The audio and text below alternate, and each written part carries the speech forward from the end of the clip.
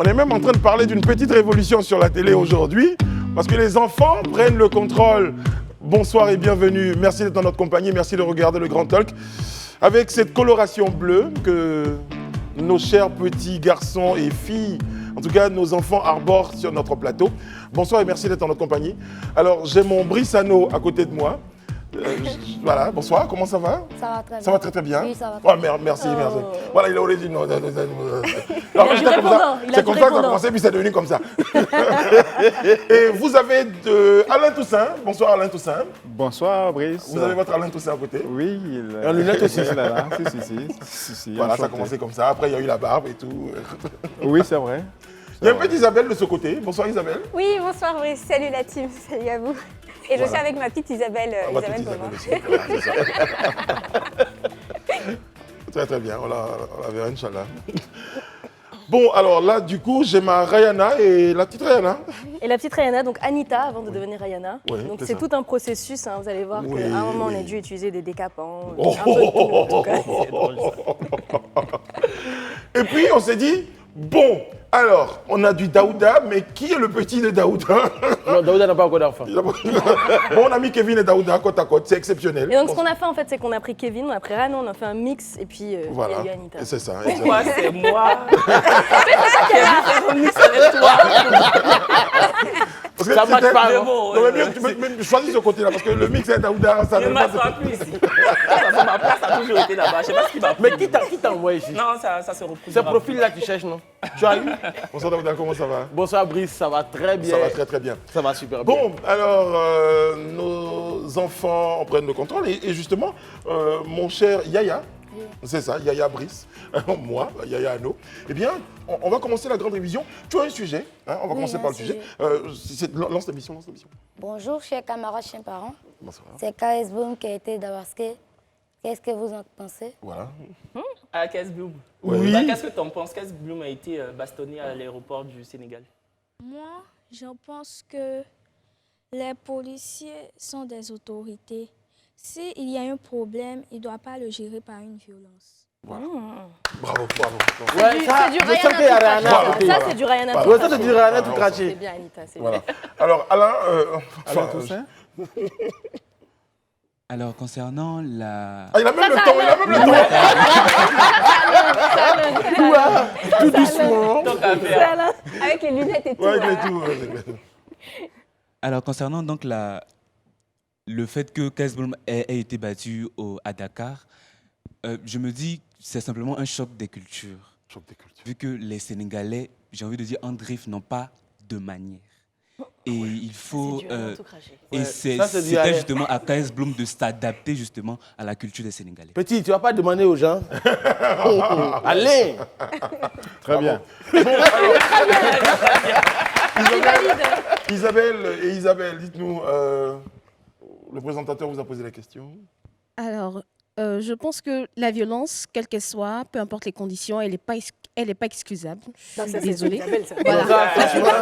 On peut pas battre les gens, surtout quand on représente l'autorité.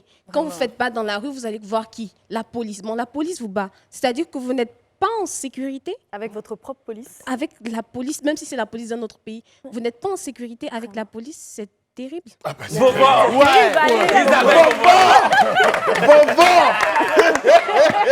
Ouais. Tu as fait fort. Alain, petit Alain. Le Tu as casting fait est bon. fort. Un bon casting. Du coup, il faut qu'on trouve dans le public un enfant pour Daouda. Non. Bon, son fils est là. C'est qui son fils? C'est toi.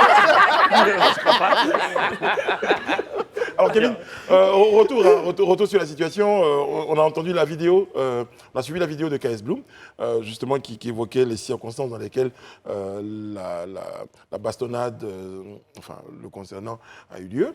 Vous l'avez écouté, votre avis sur la question? Vous l'avez pas écouté? Moi, je l'ai écouté quand même. Moi j'ai écouté, j'ai suivi la situation. Il est arrivé, le policier lui a demandé, lorsqu'il lui a présenté son passeport pour les formalités, Donc, on lui a demandé l'hôtel dans lequel il descendait, comme ça se fait souvent. Et lui, ne sachant pas l'hôtel, parce qu'il a été invité, donc il n'a pas cette information. Parce que sur les fiches d'embarquement, Alain, vous me confirmerez, sur les fiches d'embarquement, à un moment donné, on vous demande adresse à l'étranger. C'est ça. Donc, vous remplissez cette séquence-là avec soit l'hôtel où vous descendez, ou la personne, ou le numéro. Donc, lui n'avait pas l'information. Le gars a dit, mettez-vous à côté, selon KS Bloom. Et donc, il est à côté dans le box, il attend. Finalement, le policier sort de son box pour dire, monsieur, quittez ici. Il dit, mais c'est vous-même qui m'avez demandé de mettre là, si vous me demandez de quitter. Et donc, du coup, le gars l'a poussé. Et le policier l'aurait poussé ou l'a poussé, et il a gardé la position. Donc, il avait honte, comme il dit lui-même, parce que quand même, il s'est fait pousser devant les gens. C'est KS Bloom, on a poussé comme ça.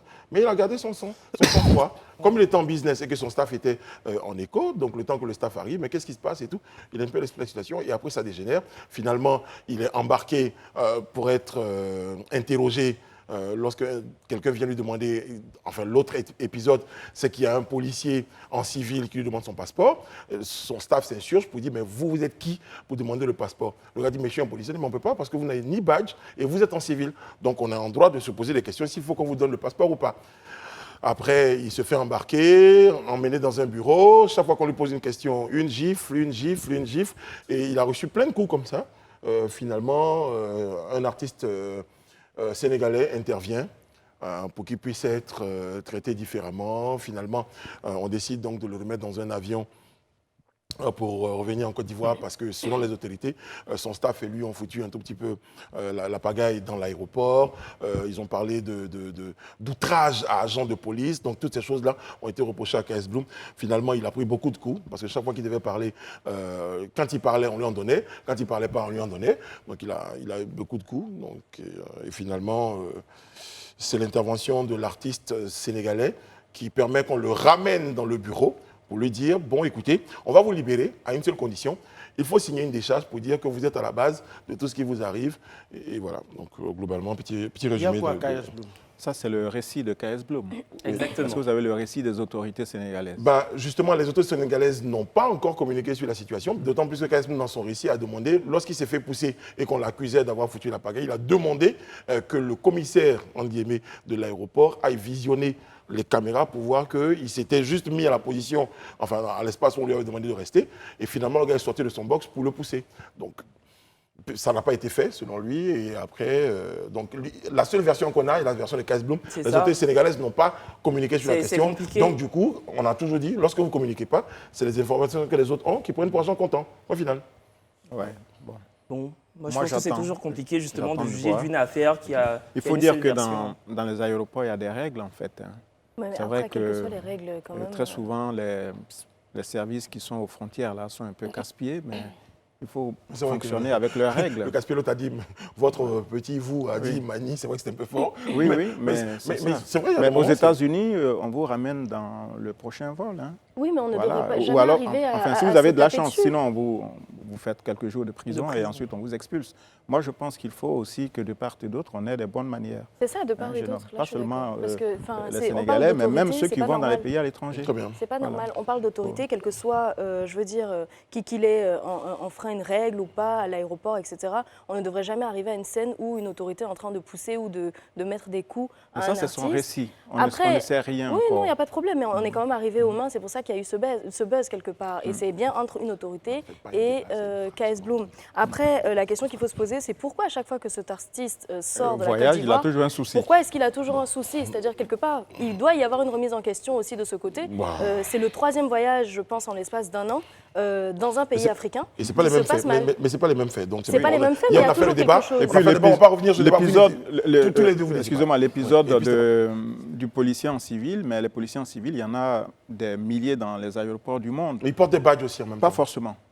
Pour des raisons de sécurité, justement, ils se fondent dans la foule pour observer. N'importe quel kidam ne vient pas vous rencontrer pour vous dire donnez-moi votre passeport, vous le donnez. Et là, en l'occurrence, ce n'est pas un kidam, puisqu'il est policier. Donc, non, mais comment vous le savez? Non, mais puisqu'il dit qu'il est policier. Non, il a d'abord demandé le passeport et les gens lui ont dit on ne donne pas le passeport dans le récit. J'imagine que c'est dans un espace qui est réservé au service de police et ce monsieur ne peut pas y être s'il n'a pas la qualité pour être policier. Je vous renvoie à la vidéo de KS Bloom et on aura certainement l'occasion de faire le débat. Bon, merci Yaya. Merci. Alors, je rappelle que vous êtes sur le plateau évidemment en fonction de la journée de la promotion des droits des enfants. Donc, vous êtes sur notre plateau. Les droits des enfants, on en parle un tout petit peu. Est-ce que vous pouvez nous citer un tout petit peu ces droits que vous connaissez, des droits? Alain Toussaint, allez-y. L'enfant a le droit à l'éducation. À l'éducation. Surtout, ouais. Yaya? L'enfant a droit à la participation. À la participation. L'enfant a droit à la sécurité et à la protection. L'enfant a droit à la santé. C'est ça. Et l'enfant a droit à aller à l'école. Voilà, ça c'est moi, ça. Il y a toujours un plus là. Mais plus Ouais, il faut que je. Non, c'est ça, c'est pour ça qu'il est là et tout ça. Et j'ai envie d'ajouter quelque chose par rapport à ce pourquoi nous sommes là. L'enfant a droit à l'expression. À l'expression. Il faut que l'enfant arrive avec ses. C'est important. Très, très bien. Très bien. En tout cas, il y a des activités qui sont prévues. Il y a un concert qui est prévu à l'occasion donc de cette journée-là. Kevin, Oui. vous savez, De quoi? il y a des activités qui sont prévues. Il y a un concert qui est prévu au Palais de la Culture le 20 novembre. Ils vont nous le dire. Ah oui, parce qu'ils sont là. Mais hier, Mme Crédit en parlait justement. Effectivement. Isabelle. Déjà, au-delà des nombreuses activités qui sont organisées par de nombreuses organisations de jeunesse, ONG et tout, on a le grand concert qui est organisé par l'UNICEF et qui va se tenir justement ce dimanche 20 novembre au Palais de la Culture. On a quand même 3000 personnes qui sont attendues. Ah ouais. Le concert est sur invitation. Donc voilà, il faut contacter l'UNICEF, mais c'est vraiment dans le but, l'idée c'est vraiment de mettre fin à la violence qui est faite aux enfants. Vraiment lutter contre tout ce qui est mauvais pour les enfants et on essaie d'envoyer un message fort et puis on espère que le message sera entendu. Il est entendu déjà. Bravo, merci beaucoup. Merci. Bon, allez, on vous dit merci d'être passé sur notre plateau. Merci. Allez, Yaya, viens me faire un grand câlin comme ça. Oui, c'est ça. Allez, c'est bon, ça marche. Merci beaucoup, mon grand. Félicitations. Merci. Je t'aide à descendre. Bon, les amis, le temps que les... Voilà, À bientôt. merci aux autres. Bye bye. C'est tout de suite ma grande révision. Merci, Rayana. Elle est comme moi. Hein, Oui, vraiment. exactement. Elle met du temps à exactement. sortir du plateau et tout. Voilà, c'est tout. Elle fait sa petite fourmi. Y a pas de problème. Bon, les amis, grande révision, on va s'intéresser à Sébastien Haller, donc pour ma grande révision, qui va à nouveau se faire opérer. Daouda. Oui, effectivement, Sébastien Haller a récemment tweeté sur son compte Twitter, Instagram et Facebook pour annoncer aux gens qu'il avait déjà dit avant qu'il combattait la maladie et ce n'était pas fini, il a fait une chimio, tout et tout, mais il doit se faire encore réopérer une deuxième fois de l'autre appareil en fait. Voilà, pour enlever définitivement cette tumeur qu'il a au niveau des testicules. Il faut le dire les mots clairement. Ouais, voilà, donc on prie beaucoup pour Sébastien Haller qui est un autre champion parce que je tiens à préciser qu'il a fait son transfert pour aller au Borussia Dortmund pour remplacer Haaland qui est parti à City. Mais depuis qu'il est arrivé, il n'a pas pu vraiment jouer dans cette équipe-là. Mais au même moment, l'équipe le soutient puisque cette équipe a tweeté à sa suite pour dire qu'il le soutenait, qu'il était avec lui jusqu'au bout pour combattre définitivement cette maladie. Donc du courage à Sébastien Haller. Très bien. Oui, moi je trouve que c'est très important pour un personnage public, en tout cas de sa trempe, de partager de bout en bout comme ça l'évolution de sa guérison. Sébastien Haller aujourd'hui c'est une icône du foot, donc le cancer aujourd'hui malheureusement ça touche même des jeunes qui sont totalement férus de foot. Donc c'est rassurant pour ces malades-là de se dire que voilà, notre star vit malheureusement aussi ce qu'on vit, donc c'est assez rassurant, je trouve. C'est ça, et surtout le fait d'en parler publiquement, ça déstigmatise un tout petit Exactement. peu. Et ça permet aux uns aux autres de ne plus en avoir honte et de surtout avoir un visage sur un combat. Et en ce moment, c'est Sébastien Haller. Bon, pendant ce temps, les éléphants ont battu 4-0. Ouais, le Burundi. Le Burundi, ça fait plaisir. Ça fait plaisir. Plaisir, franchement. Moi, aussi longtemps que je me souvienne, depuis que je suis tout petit jusqu'à aujourd'hui, les éléphants de Côte d'Ivoire ont toujours eu le vent en poupe lors des matchs amicaux. À chaque fois qu'on joue un match amical, on cartonne. Et pour nous, les supporters, ça nous conforte à l'idée que justement, quand il y aura les réelles compétitions sportives footballistiques, voilà, on sera justement hissé au plus haut sommet de la compétition, alors que pas du tout. La dernière Coupe d'Afrique, on était éliminé au 8e de finale. Celle d'avant, je n'en parle même pas. Et quand il s'agit de matchs amicaux, voilà, ils cartonnent. Moi, j'en ai cuir de cette victoire. On a aussi remporté des cannes. Hein. Ouais, 2 cannes. Ouais, quand même. Waouh! En combien de temps, s'il vous plaît? On a remporté 2 Même cannes. si, quel que soit le nombre d'années, on a au moins remporté cette canne-là, qu'on le veuille ou non. Une en 92 et l'autre, je pense que c'était en quoi? 2015, je crois. On a remporté. On a remporté. On a remporté, mais tu ne sais pas c'est quand. Mais je pense quand même que on a remporté. On a 2 étoiles sur le maillot. Mais et ça est là. à la décharge de Kevin, je pense quand même que l'expression supporter Mazo n'est pas née pour rien, parce que justement, on est habitué à avoir tout cet espoir et finalement à tomber dans une vraie désillusion. Mais on est dedans, on les supporte. Est-ce qu'on Non, mais Rana, cette année-là, on va pas, en 2024, on ne va pas accepter de tomber dedans, parce qu'on organise cette CAN chez nous ici, en Côte d'Ivoire. Tomber dans cette défaite-là, franchement, ça va faire très mal. Je suis d'accord, s'ils veulent, on peut perdre ailleurs, mais chez nous, vraiment, il ne faudrait pas qu'on perde cette canne-là. Mais je ne sais pas pourquoi vous subodorez de complications. Pour l'instant, on est sur une bonne lancée. On gagne nos matchs amicaux. On va jouer chez nous. On est bien, on est bien. Si on avait perdu les matchs amicaux, on n'a jamais dit, bon, on n'a pas eu bac blanc, donc on va avoir le vrai bac. Non, on n'a pas gagné. Pour l'instant, les éléphants ont remporté leur victoire. Et c'est bien toujours ces matchs amicaux. Quand on le gagne, ça joue dans le classement. FIFA, c'est bien. Finalement, c'est la chose qui nous intéresse. Ça dépend de qui est l'adversaire. Parce que là, comme vous avez eu le Burundi, excusez-moi, je les aime bien, mais c'est quand même 130e mondial ou je ne sais plus. Bon. Et la Côte d'Ivoire qui est quand même classée dans le... Donc moi, le top 10, voilà. Non, pas le top 10 mondial. Non, africain, moi. Africain, c'est même pas sûr, mais il faut vérifier. Je veux dire, il faut des adversaires d'une autre dimension pour se faire une idée de cette équipe-là. Voilà. Mais le Portugal, dans la préparation dans la préparation de la Coupe du Monde, le Portugal a joué contre le Nigeria.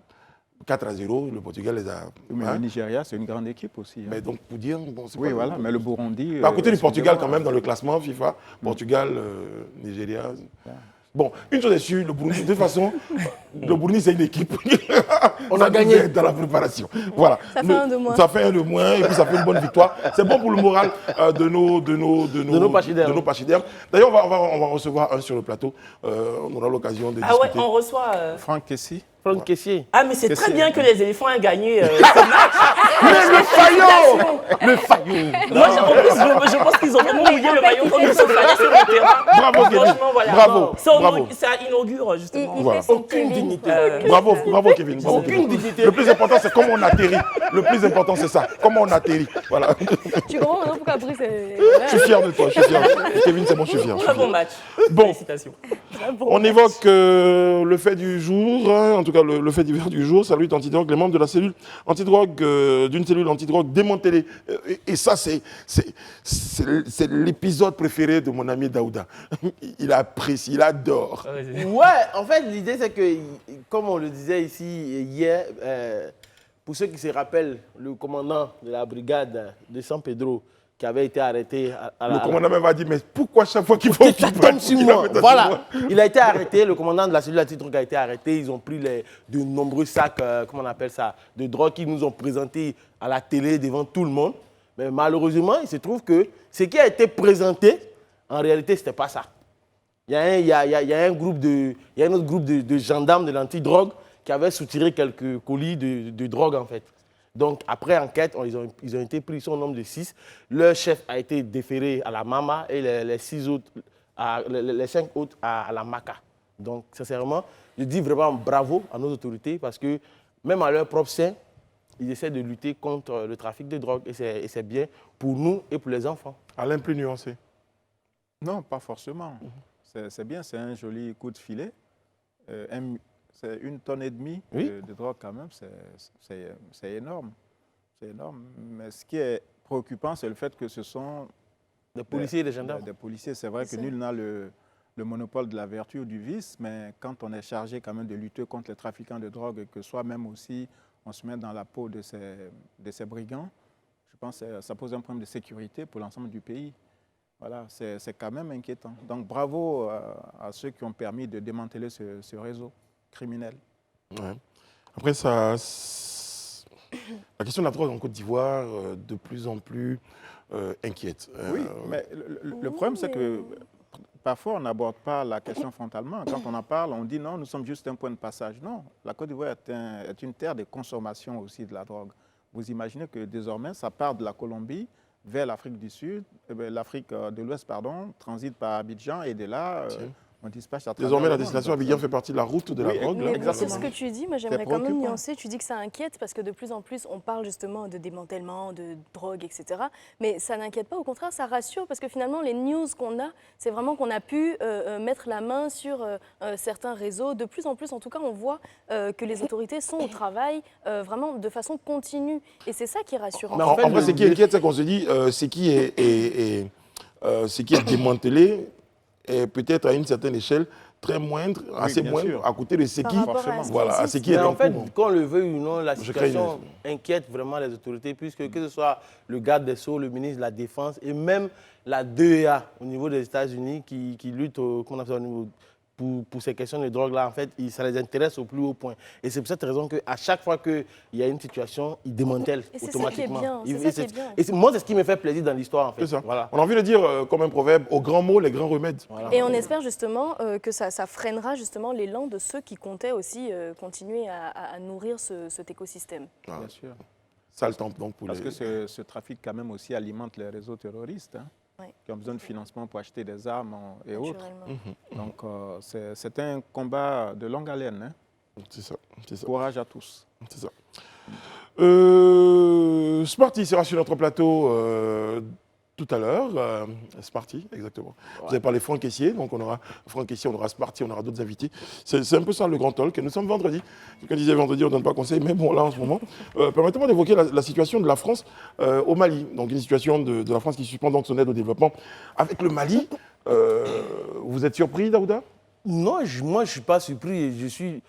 Cela va de soi, en fait, pour moi. Parce qu'en août dernier, quand on se rappelle bien, le Mali avait déjà dit à la France au revoir. Barkhane est parti, tout et tout. Donc, après, c'est tout à fait normal qu'aujourd'hui, la France dise je suspends mon aide au Mali. C'est vrai que ça choque certaines ONG au niveau du Mali, mais j'aimerais dire aux uns et aux autres qu'on ne peut pas avoir le beurre, l'argent du beurre et le sourire de la bergère. Là, vous êtes gentil quand vous dites le sourire. Hein. Et puis, il a seulement demandé à la France de se retirer. Et la France a même été accusée d'alimenter des services secrets, en tout cas de comploter contre le Mali. C'est une déclaration qui avait été faite par le ministre des Affaires étrangères.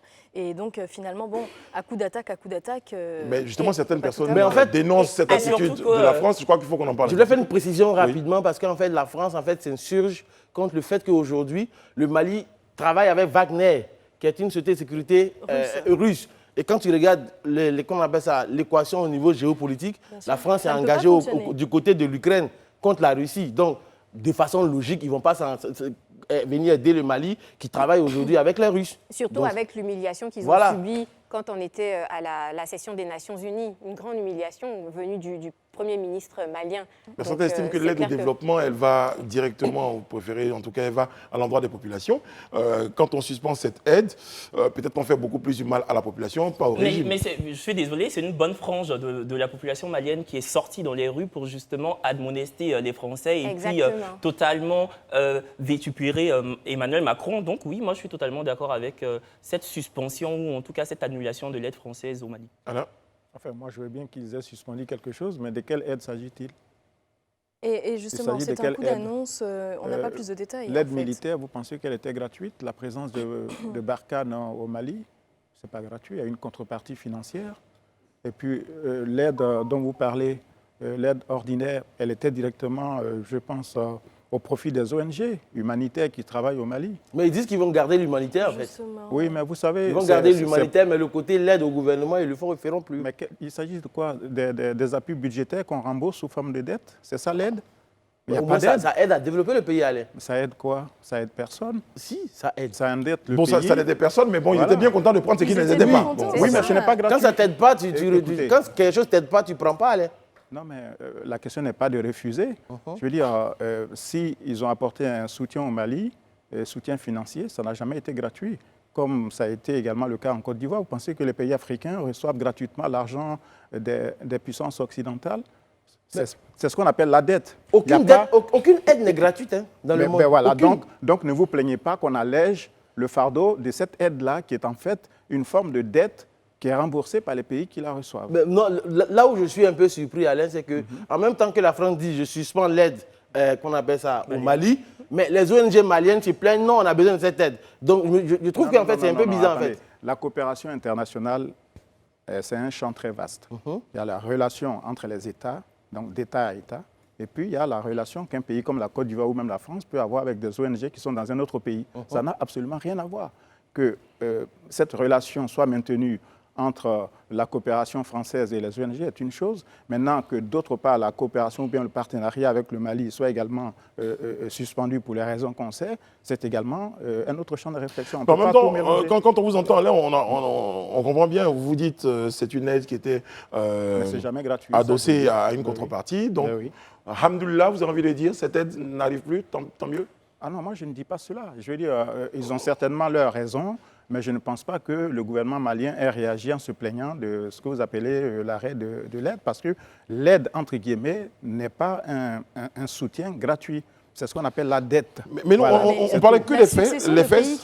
La succession de pays qui se retirent de plus en plus dans cette aide que je vais mettre entre guillemets pour nuancer, pour plaire à Alain, c'est quand même des mauvais jours pour le Mali qui aujourd'hui fait face à une insécurité, mais qui ne dit pas son nom. Et même à un isolement. En fait, finalement, donc c'est vrai, oui, on ne parle pas d'aide, mais finalement, qu'ils s'en plaignent ou pas, nous, on est assez objectifs pour voir que ce n'est pas les beaux jours du Mali aujourd'hui en termes de sécurité. Oui, quand déjà, avec cette aide qui venait de la France, qui représente une grande partie de la sécurité qui était mise en place, la Côte d'Ivoire qui se retire, je crois qu'il y avait, je ne sais plus quel pays, la Guinée ou un autre pays africain qui se retirait aussi en termes de coopération.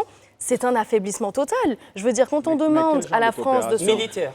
Oui, militaire. Tu parles de la MINUSMA, oui, tout à fait. Moi, je me focalise dessus parce que c'est par ricochet une conséquence qui sera très grave en termes de sécurité. Oui, mais écoutez, je pense que les Maliens ont certainement la solution, les solutions pour compenser ces désaffections. Parce que quand on appelle à une forme d'indépendance, le problème, c'est que sa politique. Oui, non, mais l'indépendance, ce n'est pas seulement une vue de l'esprit. Je veux dire, quand vous avez des forces onusiennes qui sont dans un pays qui est touché par le djihadisme depuis une dizaine d'années et qu'aucune réponse efficace et durable n'est apportée, que ces forces-là partent, à mon avis, ça ne changera pas grand-chose. Moi, je pense que le Mali doit plutôt se tourner vers la CEDEAO.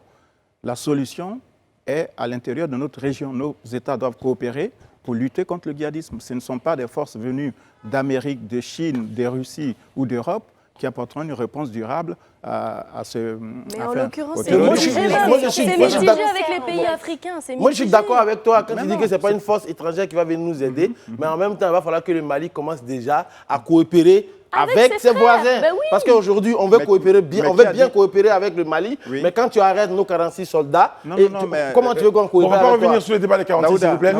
Oui, parce qu'on va revenir chaque fois. Mélanger. Bon, voilà, je crois que les deux pays, Mali et Côte d'Ivoire, ont une relation qui dépasse quand même plusieurs siècles. C'est séculaire, oui. Voilà. Et l'épisode des 46 ne doit pas effacer cette relation-là qui ne peut jamais être cassée. Je crois qu'il s'agit d'une mésentente à laquelle on trouvera une solution. Et je pense même peut-être très bientôt.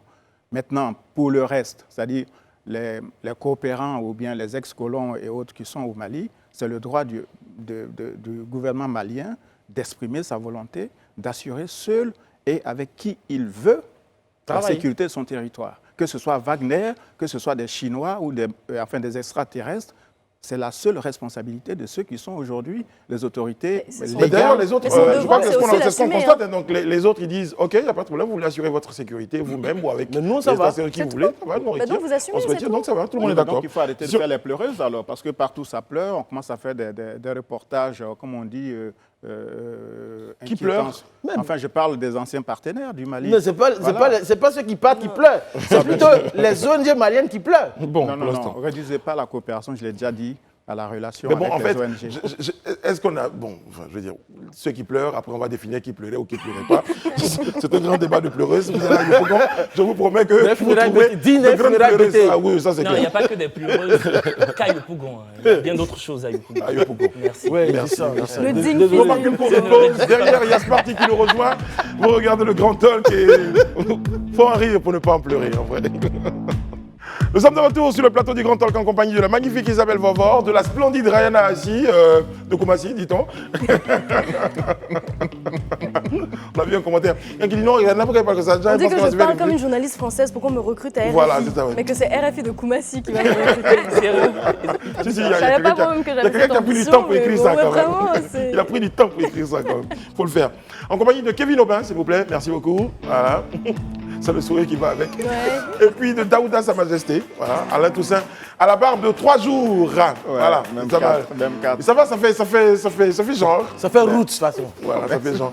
Alain a passé tout son temps à bosser tout l'esprit. Il n'a pas eu le temps de passer sur le barbe en plus. Mais ça va, c'est un style. Merci. Et puis nous a rejoint sur le plateau du Grand Talk une des stars de la musique africaine et mondiale. Oui, parce que on réduit ça, stade de la musique africaine et puis on dit plus le reste. Oui, mais si les stades de la musique africaine, l'Afrique fait partie du monde. Donc c'est mondial. On peut dire c'est mondial. Voilà. Smarty, s'il vous plaît, c'est notre plateau.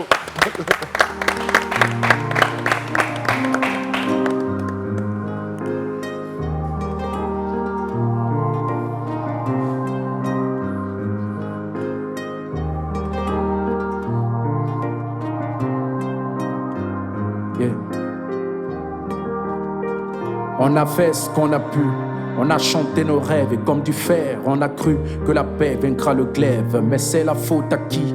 Qui est responsable? Qui prendra la balle à la place des coupables? Parce que tout le monde s'en veut, tout le monde s'accuse, tout le monde est Dieu, donc tout le monde refuse de reconnaître ses défauts et tout le mal qu'il a pu faire sur la langue des tribunaux que de vengeance, de colère. Waouh! C'est du Smarty tout craché, j'ai envie de dire, le Smarty engagé, le Smarty pour une cause. Je rappelle que Smarty est engagé, hein, donc c'est une des raisons Bon, on se tutoie, hein, on se connaît depuis 10 ans au moins, Smarty. Donc une raison de ta présence sur le plateau, c'est ton engagement aux côtés des enfants. C'est ça, ouais. On va parler de ton engagement tout court, hein, déjà avec ce titre-là qu'on a écouté. C'est Tout le monde de personnes, dernier single en date. Qui parle de qui parle de la situation qu'on vit en ce moment au Burkina Faso. Je rappelle que vous êtes artiste burkinabé. Avant d'être star de la musique africaine et mondiale, oui, vous êtes burkinabé. Oui. Donc, c'était un moyen pour moi d'aborder le sujet parce que c'est assez... On passe des moments très difficiles en ce moment au Burkina. Et chacun essaie comme il peut de jouer un rôle d'apaisement, un rôle d'union, un rôle qui puisse bâtir, en fait, rebâtir les cœurs parce que les ponts sont brisés. Voilà. Donc moi, côté artistique, j'ai voulu proposer une chanson qui puisse mettre tout le monde en face d'une certaine réalité. Parce que si on arrive aujourd'hui à ce qu'on vit, chacun a une petite part de responsabilité. Donc je mets le miroir en face des gens et puis on espère que, même si pour d'autres les chansons ne changent pas les vies, on va toujours essayer. On espère quand même que nos autorités prêteront souvent l'oreille aux mélodies et que ça pourra toucher leur cœur et qu'ils comprendront que le plus important, c'est la quiétude des populations. Pour certains de nos camarades hein, qui ne sauraient pas, hein, qui n'auraient aucune information sur ta carrière, d'ailleurs, ils ne doivent pas être très nombreux. Smarty démarrage donc carrière avec le duo Yélène Smarty Mandoré. Ensuite, carrière solo. On te voit en intervention récemment sur un titre Magic System, prix RFI, d'autres prix à travers le monde. Aujourd'hui, combien d'années de carrière? 20 ans. Hein. 20 ans. Ouais, on a fêté ça l'année passée au stade municipal de Ouaga. C'était une magnifique fête. C'est pas il est vieux, il a commencé il y a longtemps. C'est différent. Hein? 20 ans, on dit il a 20 ans de carrière. C'est pas il est vieux, c'est qu'il a commencé il y a longtemps. Normalement, c'est les deux. C'est une association des deux. Après, c'est comme on dit toujours, hein, c'est une bénédiction d'être toujours encore là. Après, il y a plus vieux que moi. Daouda. Ok, merci beaucoup Smarty. Merci. Déjà, je veux savoir pourquoi est-ce qu'au niveau du Burkina, vous vous êtes engagé auprès de la cause des enfants en fait? Je pense que ça a été une rencontre de deux entités. Parce que moi, naturellement, j'ai commencé à mêler des causes à mes chansons, à essayer d'avoir une démarche, comme je l'ai dit, hein, plus ou moins constructive. Moi, je viens d'une génération qui a eu beaucoup de problèmes. Donc, on a écrit des chansons pour parler des problèmes qu'on vivait. Donc, UNICEF, à un moment, certainement, au Burkina, ils se sont reconnus à travers ce que je faisais, parce que ça parlait plus aux enfants aussi. Donc, en plus du public de ma génération, il y avait beaucoup d'enfants autour de mes projets. Donc, naturellement, ils m'ont appelé, ils ont fait appel à moi, et puis c'est comme ça qu'on a commencé à travailler ensemble. On a même bossé ensemble avant que je ne sois ambassadeur UNICEF. Pendant 2 ans, et c'est 2 ans après qu'ils m'ont nommé ambassadeur UNICEF. Mais bosser ensemble, c'est quoi? En quoi consiste votre rôle? Bosser ensemble, c'est bosser pour les enfants. Parce que quand on vient à UNICEF, on ne vient pas parce qu'on vient chercher de l'argent. On ne vient pas parce qu'on on veut être riche. Non, on vient parce qu'on a été un enfant hier et qu'on a vécu des situations plus ou moins difficiles et que Dieu nous a permis de nous en sortir de par notre position. UNICEF nous confie certes une mission, mais je pense que tout le monde ici sur cette table et tous ceux qui nous regardent sont des ambassadeurs UNICEF parce qu'on a été des enfants hier. Donc on a tous le devoir de laisser un héritage, voilà, comme celui qu'on a, la chance qu'on a eue d'être aujourd'hui des adultes, de pouvoir construire un monde qui puisse permettre aux enfants aussi d'avoir les mêmes chances que nous. Kevin Aubin. Moi, j'ai une question qui sort totalement du cadre des enfants. Hein. Oui. C'est une question un peu, pas impertinente, mais bon, assez spéciale. Vous êtes un artiste slammer engagé, très peu embourbé dans les bad buzz. J'ai regardé un peu votre carrière. Ouais. Au Burkina Faso, une artiste évolue musicalement sur le même créneau que vous, oui. Donc le slam. Je fais allusion à Rama la slameuse, oui. Vous voyez qui c'est. Une artiste qui, maintes fois, a déclenché les polémiques chez vous, donc au Burkina. Certains l'accusent de blanchiment d'argent. Oui. Dans une émission à la télé burkinabé sur la chaîne BF1, Rama a répondu de façon ironique que son argent viendrait du barrage de Tanguin. Oui. Est-ce que vous, éthiquement, c'est une chanteuse avec laquelle vous pourriez faire un feat ou pas? Déjà, bon, pour rectifier? Non, pour prendre le début de... Je suis rappeur. C'est ça pour rectifier. Mais au début du rap, vu qu'on a commencé au début, le combat pour nous, c'était d'imposer le rap. Donc on a été obligé de ralentir le flow pour que ceux qui avaient les clés qui pouvaient nous permettre de rentrer dans des milieux respectables puissent comprendre que ce n'était pas simplement que des flows, ce n'était pas simplement des jeunes qui s'amusaient, mais qu'il y avait du fond aussi. Donc ça a été ça déjà le combat. Donc finalement, je l'ai gardé. Et après, le slam nous a rattrapés. Après, on me dit que je suis slammer, mais je suis aussi content quand on le dit parce que je respecte aussi cet art. Maintenant, pour Rama la slameuse, moi je dis, on est dans un monde où il y a du tout. Et pour moi, tout est art. Tout dépend du regard de tout un chacun.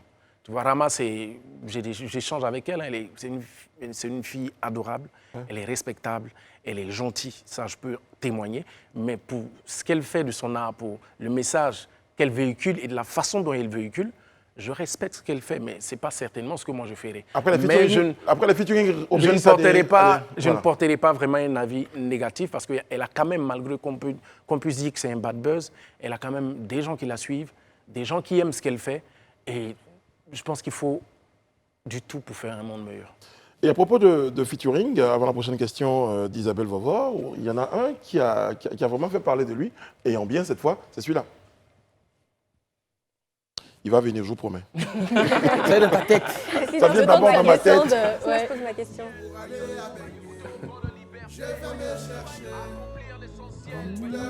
C'est la première dame.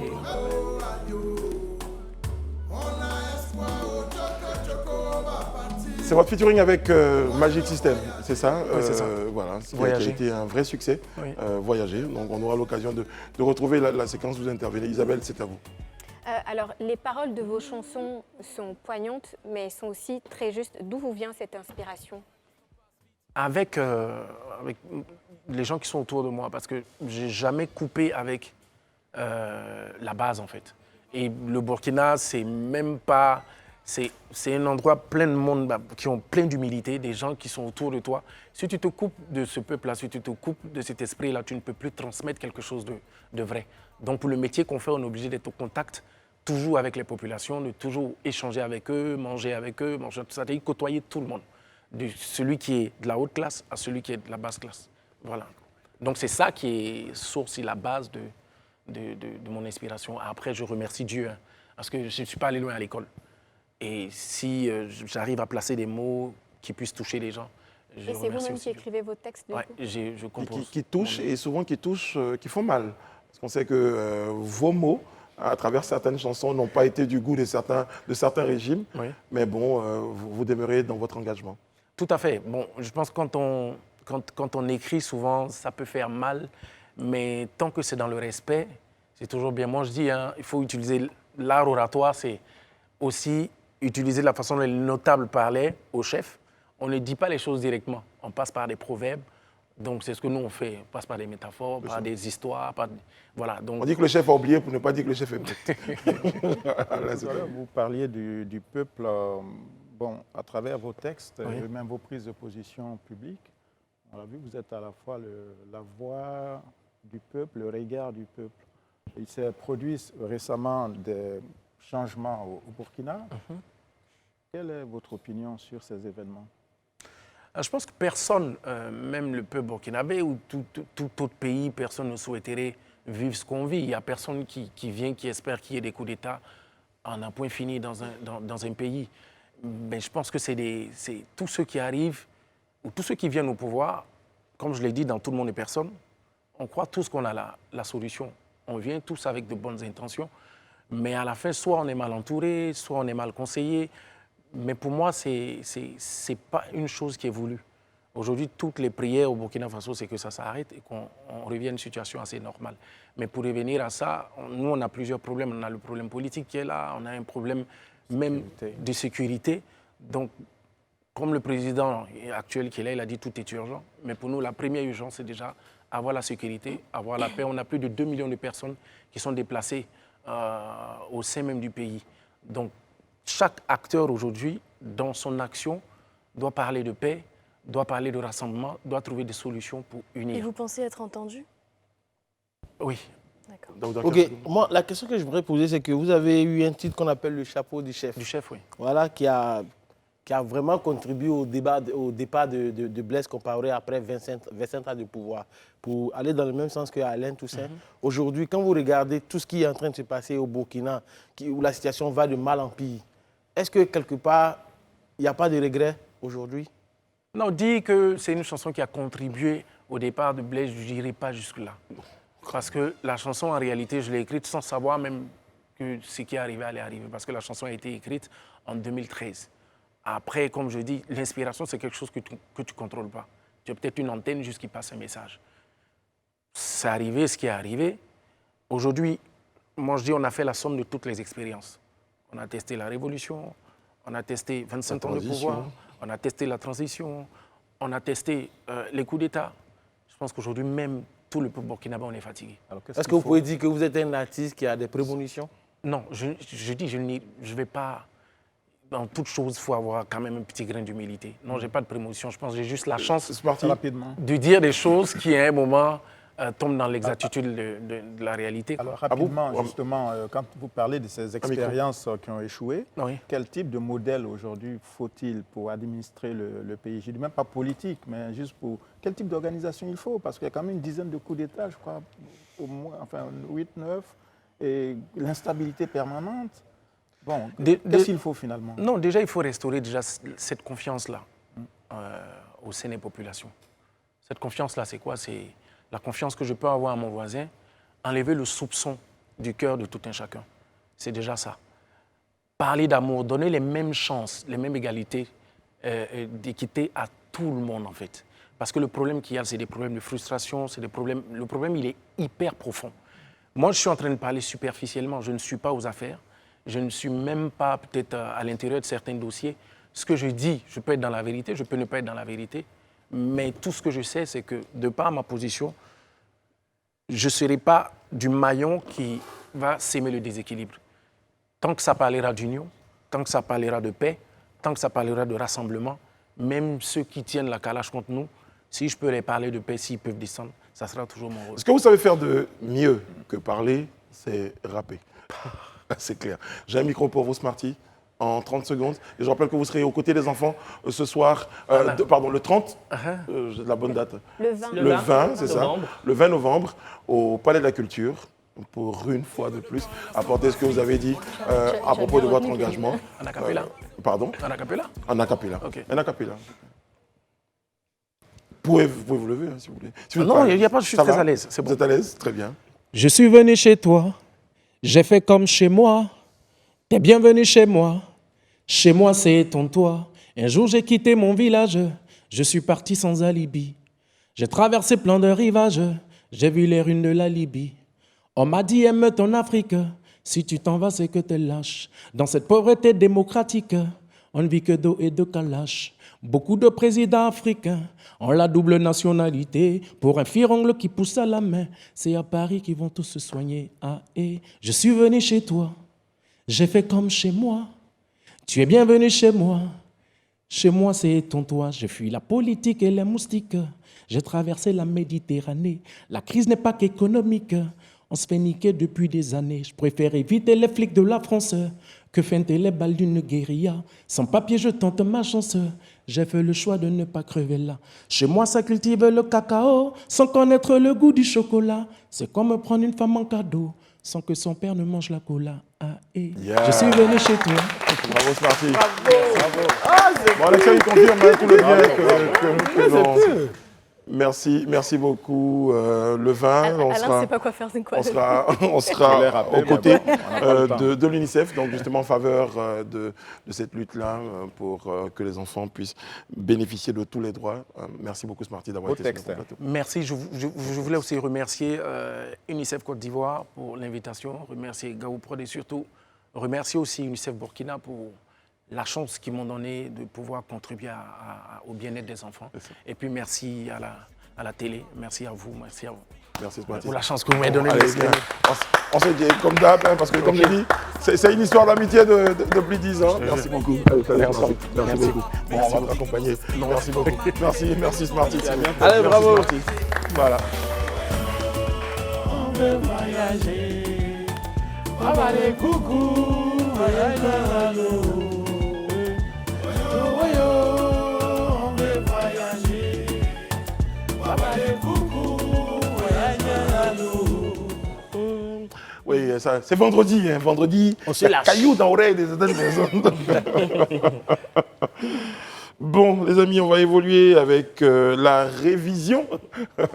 Moi, j'ai un caterpillar dans mes oreilles. C'est plus qu'un caillou. On va parler de la révision électorale, l'enjeu des municipales, régionales et législatives.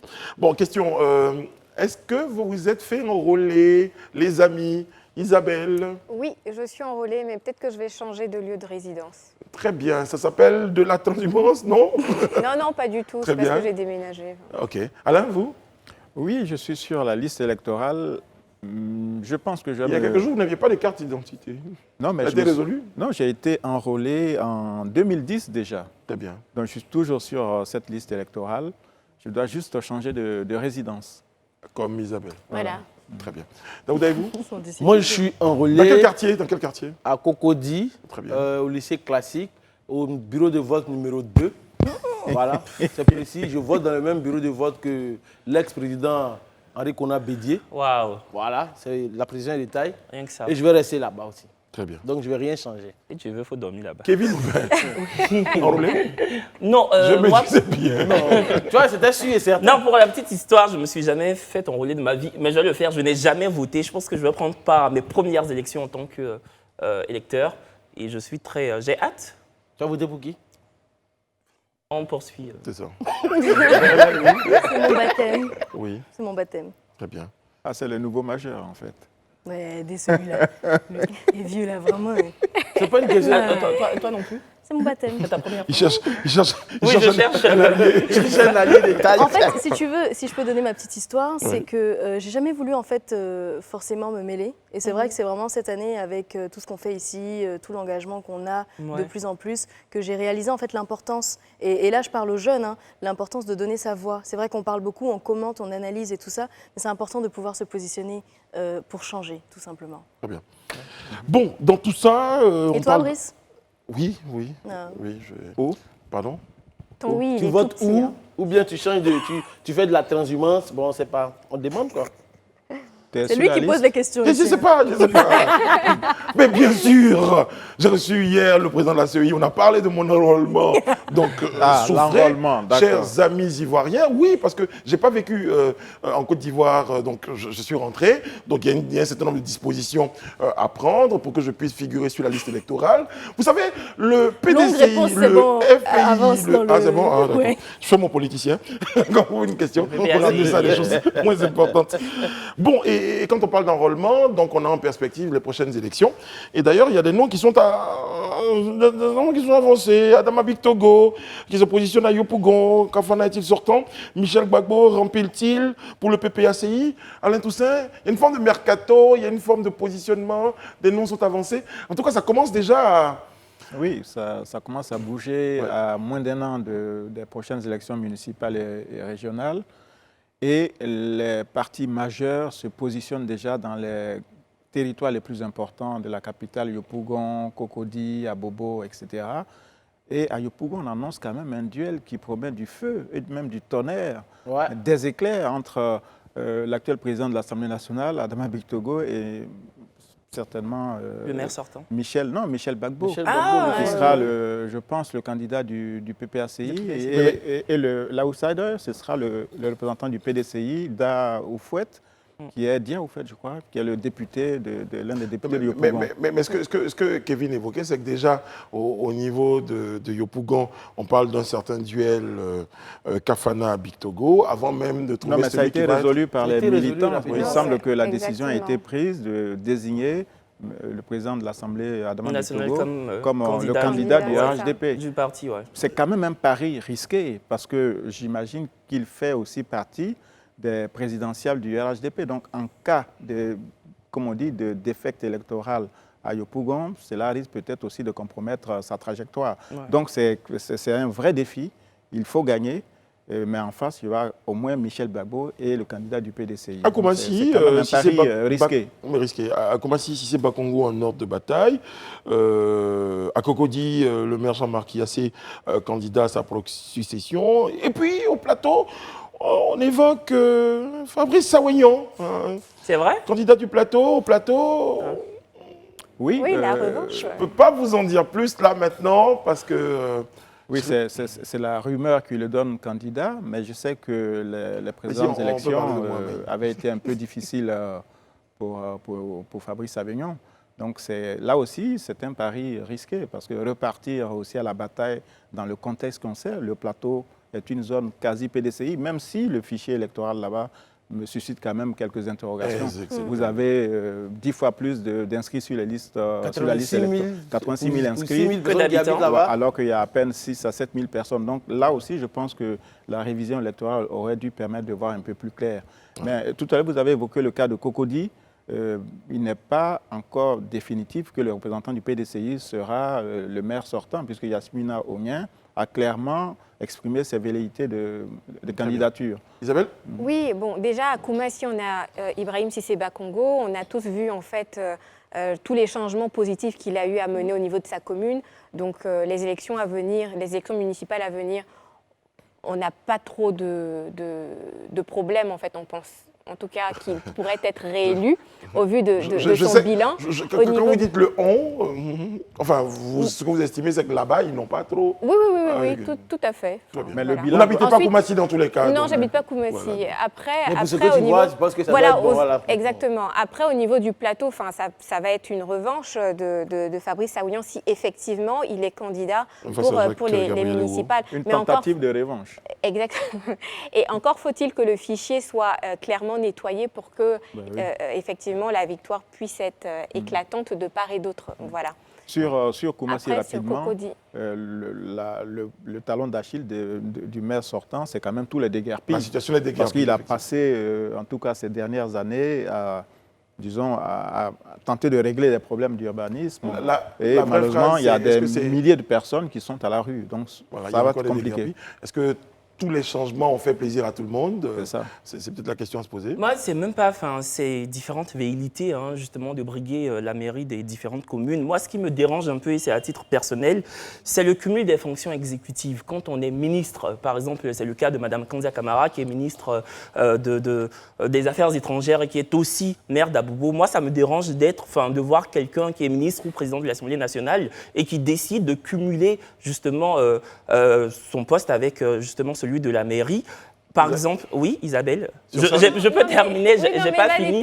Oui, voilà, moi ça me dérange foncièrement. En France, par exemple, je sais que ça a longtemps été un débat jusqu'en 1997 et ça a totalement été écarté par Jospin, qui était Premier ministre sous Jacques Chirac. Maintenant, en France, tu peux être ministre et battre campagne pour devenir maire, mais en tout cas, en cas de victoire, tu abandonnes totalement ton portefeuille de maire, voilà, et puis tu deviens ton portefeuille ministériel, tu deviens maire ou en tout cas tu deviens conseiller municipal mais pas maire et en même temps ministre. On a évoqué la situation des cumuls de postes. Oui, moi je pense que même quand tu es ministre, si la loi te permet de pouvoir être élu dans une certaine localité, Pourquoi est-ce que Oui, tu en Côte voudrais- d'Ivoire, c'est légal. Non, non, J'ai c'est dit que légal. personnellement, moi, ça me dérangeait. C'est le principe qui vous embête. Voilà. Oui, Le principe, les mais c'est en légal. elle-même, Donc, quoi. Donc après, il ne faudrait pas voir le cumul de fonctions, il faudrait voir plutôt une équipe qui va travailler en fait. Par exemple, si je suis ministre et que je suis élu maire, je veux dire, l'équipe avec laquelle je fonctionne va pouvoir mener à bien toutes les missions c'est un peu de la non, mais mairie. l'équipe, Et au quelle niveau équipe Quand on vote pour toi, on vote pour la figure. On vote pour une liste. Mais hier, tu Quand on disais vote, on vote pour hier, une tu liste disais avec on vote avec pour un une tête de programme. liste.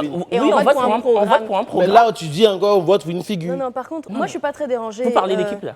Moi, je suis pas très dérangée par le cumul. Elle Par parle. contre, ce que Le cumul- Isabelle dit le est un peu cumul dans le- contradictoire. Parce que si tu me dis qu'on vote pour une équipe finalement, je veux dire, une personne comme Adama Bictogo n'a pas besoin de se présenter. Il n'y a qu'une Bah personne si, parce qui qu'il va- faut une qui va tête de porter liste. sa Il tête. faut une tête de liste. Bah donc finalement, on vote la tête ou le programme? On vote tout. On vote à la fois la liste, on vote le programme, on vote la tête de liste, on vote tout. C'est un tout en fait qu'on présente aux populations. Isabelle, tu sais pertinemment Mais non. que pour les électeurs, quand justement tu vas voter pour une élection municipale, tu votes surtout pour la tête de liste, tu votes pour la figure Oui, c'est pour ça que qui incarne. c'est pour ça que la tête de liste est importante. Et oui. le cas d'espèce, par exemple, à Yopougon, c'est un gros poids, c'est un poids lourd en fait, Adama Bictogo. C'est pour ça qu'il a été choisi pour représenter le RHDP dans la plus grande commune. Ah non, mais Yopougon, moi j'y vis, je peux te dire que de c'est Côte une d'Ivoire. commune qui est très encartée PPACI. Enfin, non, FPI à l'époque. En même temps, le c'est ce qui avait RHDP a été gagné dit les avant. années précédentes. Non, hein. c'est toujours le cas. Le Non, RHDP a mais bon, gagné hein. les années précédentes. Ce n'est qu'en 2021 qu'ils ont perdu le poste au niveau Non, législatif. ils ont gagné, mais ils étaient seuls aussi. Hein. Oui, mais bon, quand on fait la politique de la chaise vide, il ne faut pas se plaindre. pas se plaindre. Oui, Faut pas c'est venir ça. s'étonner Vous êtes sûr, que pour faire d'autres, plaisir un tout petit peu à Kevin Aubin, à propos de la situation des cumuls de postes. On sait que l'Assemblée nationale en Côte d'Ivoire donc, avait même sommé certains députés de pouvoir, à un moment donné... Non, c'est pas. Ce qu'ils ont sommé, c'est par contre le fait les députés qui étaient toujours dans l'administration publique ou bien ça. qui avaient des entreprises où ils étaient encore dirigés là-bas. Forme Donc c'est là-bas d'incompatibilité. qu'il y a incompatibilité. C'est ça. Mais pour ce qui concerne les postes électifs, il n'y a pas d'incompatibilité. Donc poste, Oui, poste, c'est légal, poste c'est parlementaire, ça. Oui, voilà, c'est ça. poste parlementaire Mais ça administratif. Parce que Ça, c'est ça part de là. législatif, voilà. Donc il y a incompatibilité. Mais ce que moi je tenais à dire, moi j'ai vu le cas de Feu Ahmed Bakayoko qui était ministre, député à Séguéla et maire à Bobo. Et quand il était encore maire à Bobo, il a fait des miracles là-bas, sincèrement. Des miracles. ouais. Non, Oui, mais tant sincèrement. que les missions Oui. sont accomplies, Il a tant travaillé que à le travail Bobo. a Il été faut fait, y aller, il faut les pas amis. se Bon, plaindre, en si fait. c'est ça que vous avez vraiment envie d'en débattre, donc je vous permets d'en débattre. Je reviens, à tout à l'heure, à la pause. Nous sommes de retour sur le plateau des Grands Talks, c'est vendredi et les choses extraordinaires se passent sur le plateau. On devrait filmer les pauses. Bon, alors, je pense qu'on a dit aux éléphants, bonne chance, mais on n'a pas dit bonne chance aux candidats. Donc, ce qu'on va faire, là, on va dire bonne chance à l'ensemble des candidats engagés donc dans les prochaines élections, notamment au plateau. Municipal et régional. Oui, notamment au plateau. Alain, bonne chance à... Mais ce ne sera pas facile. Bonne chance à qui? Bonne chance à Fabrice Fabrice Savignon, Savignon, à tous les candidats. À tous les candidats. Bonne Voilà. chance à Koumassi, à M. Bicto, à M. Bakongo et aux autres. À Yassé, à Yaspina Ounier. Voilà. Voilà, à Ténébiré On espère surtout Ouattara. que la paix va prévaloir pendant ces élections. Ouais. Et qu'il n'y aura pas de violence. Parce que le problème dans notre pays, c'est lorsqu'il s'agit d'élections, tout de suite, on bande les muscles. Voilà, c'est plus le débat des idées, c'est vraiment la boxe et il faut Ça va en être un peu finir, un quoi. test pour Voilà. savoir un peu comment vont se passer les élections Avant la prochaines. présidentielle Mais oui, c'est un tout 2025, petit peu un un avant-goût. test. C'est ça. un Mais moi, en avant-goût. fait, l'élection, c'est-à-dire que les élections passées, l'attraction c'était Cocody. Après, on est passé au plateau. Mais cette année, l'attraction, comme tu l'as dit, ce sera Yopougon. Ouais. Au plateau aussi, quand même. Non, moi je Non, pense pas. moi, je crois qu'au plateau. Non, ça sera Au de plateau. gros morceaux sur toutes Non, les ce communes sera- d'Abidjan et même à l'intérieur Non, du ce pays, sera- surtout pour les régionales. Mais ce sera d'abord Yopougon. Ce sera quand d'abord même. Yopougon. Ce sera d'abord Mais Yopougon. pourquoi tant Yopougon? Et pourquoi parce pas que c'est un Il y a un gros choc Il y a un entre choc là-bas. le président de l'Assemblée nationale Oui. Oui. et le fils de Oui, c'est l'ancien président Laurent Gbagbo. Et quand on sait que aujourd'hui le PPACI et le PDCI reviennent en force, C'est ça. forcément, ça sera un choc des titans. Il y a qui revient en Et force. c'est un véritable test pour Adama Bictogo. Capello bien is sûr. back. On On verra. va appeler ça comme ça. Capello is back. Voilà. Que ceux qui peuvent le comprendre le comprennent. On espère qu'on recevra tous les candidats. Bon les amis, on parle de gros camion, si vous voulez bien. On parle de gros camion pour la suite. On a quelques minutes pour en parler. Eh bien, il y a cette décision-là, donc émanant du directeur général de Kipux, qui annonce une verbalisation des poids lourds en décembre. Sur ce plateau, on s'était plaint du fait qu'il existe. Il existe une loi en la matière, mais on remarquait que les gros camions circulaient quand ils voulaient, aux heures comme ça. Mais là, ça va changer à partir de décembre, et ça, c'est plutôt une bonne nouvelle quand même. Non, il faut que ça change parce que la loi, elle est faite aussi parfois pour être appliquée. Et ces camions-là constituent vraiment une vraie nuisance sur nos routes. En pleine journée, il faut effectivement délimiter les périodes, les séquences durant lesquelles ces camions peuvent Non, mais c'est infernal, hein. Franchement, vous prenez l'autoroute de Yopougon, chaque soir de 20h à 23h, il y a des embouteillages monstres du fait de ces gros camions-là. C'est-à-dire, au moins chaque soir, au moins un gros camion tombe en panne. Ils n'ont jamais de moteur en bon état. Je ne sais pas d'où ça sort, mais c'est lunaire. Je ne comprends pas. Donc, mais en fait, ce que vous avez dit, le problème de la Côte d'Ivoire, c'est, quelqu'un me disait la dernière fois, c'est pas qu'il n'y a pas de loi. C'est que souvent, c'est son application. C'est de cette loi que je voulais parler. L'arrêté, c'est l'arrêté numéro 0087 du 30 décembre 2019. Depuis 2019, cet arrêté a été pris par le ministre des Transports. Mais il se trouve que c'est l'application de cette loi sur le terrain. Quand je dis ça, bon, après, Kevin et Alain vont vouloir me sauter dessus. Mais non, ils n'ont rien dit. Voilà, mais à un moment donné, à un moment donné, je ne regarde pas Alain, à un moment donné, il faut que nos autorités prennent leurs responsabilités parce que ces gros camions, souvent, ils perdent leurs freins. Souvent, ils sont chargés à bloc, ils dépassent même la limite même. Donc, du coup, à un moment donné, il ne peut plus avancer. Même la hauteur, parce que je sais que... Oui, sérieusement. Oui. Sérieusement, à un moment donné, il faut les arrêter et les mettre en fourrière carrément. En termes d'embouteillage encore, on ne parle pas de vie humaine. Le problème, c'est que quand on voit la gravité des accidents qui sont causés par ces camions, l'insécurité dans laquelle on se sent, même quand on passe à côté de ces camions, qui pour la plupart sont penchés parce que justement ils sont en surcharge, franchement, ça fait peur de mais c'est hyper dangereux. Et c'est énormément de vies qui ont été perdues ces dernières années dues à des accidents de la route où étaient impliqués Alors pour ceux qui ne sauraient pas, merci ma très chère, il y a un internaute qui dit, je vais vous dire ça avant d'aller au JT, les véhicules poids lourds dont le poids total en charge excède 10 tonnes sont interdits de circuler sur toute l'étendue du territoire de la ville d'Abidjan tous les jours ouvrables, le matin de 6h à 9h et l'après-midi de 17h à 21h et sur compter du... Les heures de pointe en fait. Non mais même ça c'est insuffisant. Moi je pense qu'ils doivent rouler quand il n'y a plus grand monde. En même temps, il faut qu'on fasse du chiffre parce que le cacao doit aller au port. Oui, mais il peut circuler la nuit. Je suis désolé, il ne faut pas de lunettes pour circuler que le jour. Mais bon, mais après, entre 6h et 9h, donc vous avez de 9h à 17h, oui, voilà, c'est ça. Et de 17h à 21h, bon, les gens... Après, je pense que ce n'est plus très... Ça devient un peu caduque parce que maintenant, je pense que ça se base sur les heures de pointe, mais maintenant, quand on circule à Abidjan, on voit même qu'à 13h, on a des pointes. Bon, je pense que justement, la solution, ce serait qu'ils circulent la nuit, tout simplement. Oui, après minuit, franchement, après minuit, voire après 1h du matin. Maintenant, oui, mais 17 à 21h. Mais il y a aussi un problème de logistique. Moi, je pense qu'il faudrait aussi aménager des aires de repos ou des stationnements de parking pour ces camions. Gros camions, oui. Parce que quand on les voit, quand on les voit, je dis à Yamsoko, à Yopougon, aux abords. Sur le bas côté là. Ce n'est pas normal. Ça pose un problème de sécurité. Alors que juste au niveau du péage, c'est ce qui s'appelle comment Saint-Grobo. Voilà, on peut créer. Non, Atengue, pardon. Atengue, voilà, on peut créer les infrastructures qu'il faut pour les faire parquer. Et puis, lorsque la période de circulation arrive, alors ces camions-là pourront partir dans les ports ou dans les usines. Voilà. Mais les laisser comme ça aux abords de la route, là, c'est pas Moi, normal. personnellement, quand je roule, je ne les dépasse jamais. Je préfère me mettre loin. J'attends qu'ils partent. Ou bien quand j'ai une bonne occasion, vraiment, j'appuie sérieusement pour passer. Très beau témoignage. Non, sérieusement. Très beau et grand témoignage. Merci. Merci Daouda. On a été très édifiés par cette façon de cette astuce. C'est une astuce, hein. Tu ne dépasses pas. Donc du coup, ça va. Kevin, on se tourne un peu vers vous parce qu'on a quelques minutes pour aborder votre point. Dans le bain. Ouais, c'est ça. Dans le bain de quoi aujourd'hui? Je vous parle en fait de l'effervescence de la Coupe du Monde, mais sur les réseaux sociaux. Ah oui, quand même. Voilà. Donc la Coupe du Monde enflamme les réseaux sociaux depuis quelques jours. Le sujet alimente toutes les plateformes, surtout que la compétition approche à pas de géant.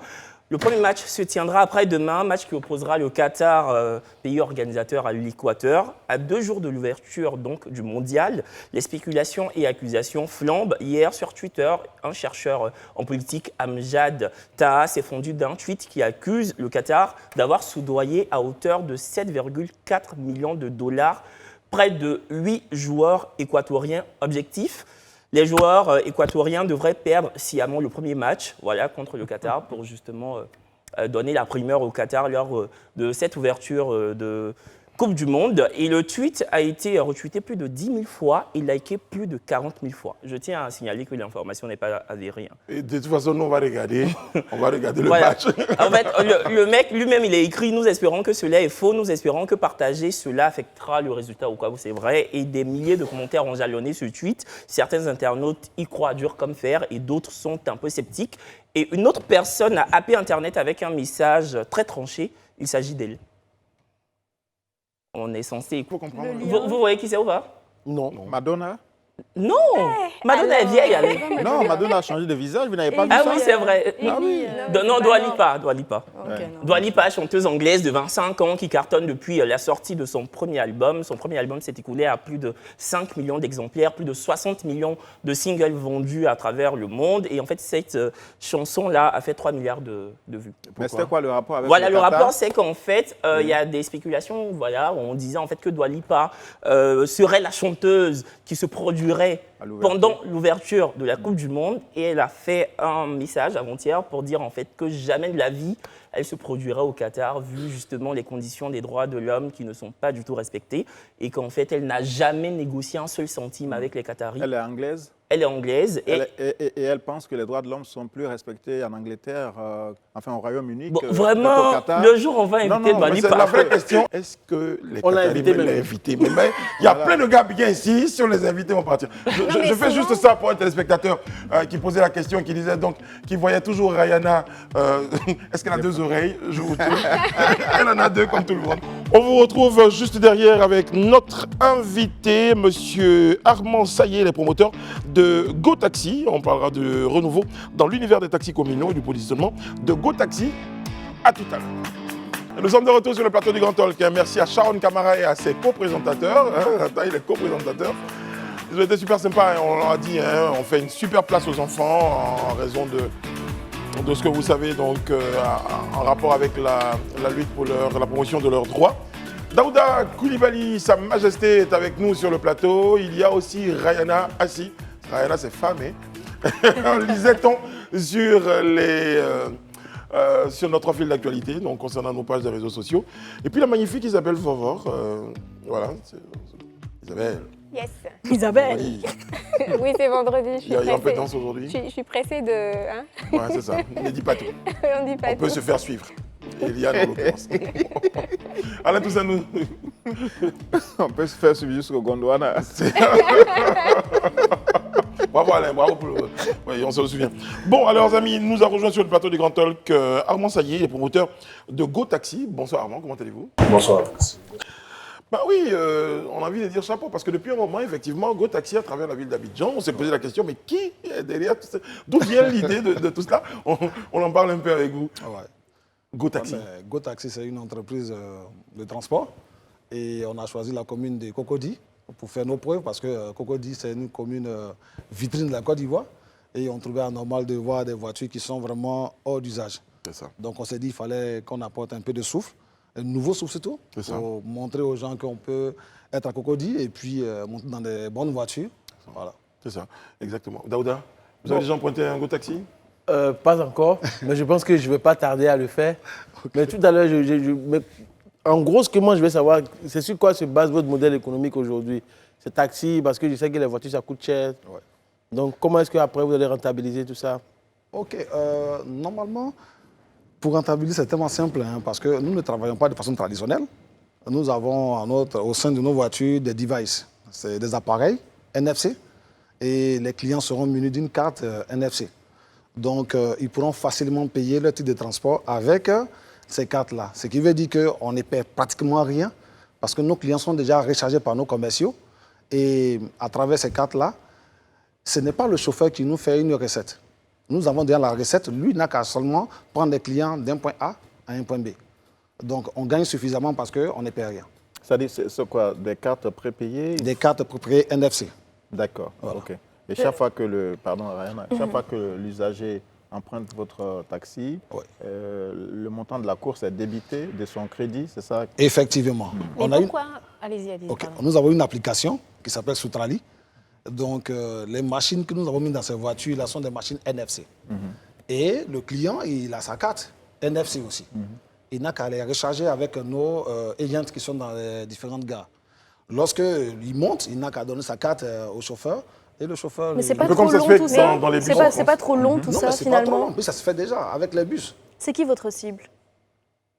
La classe moyenne, quand même.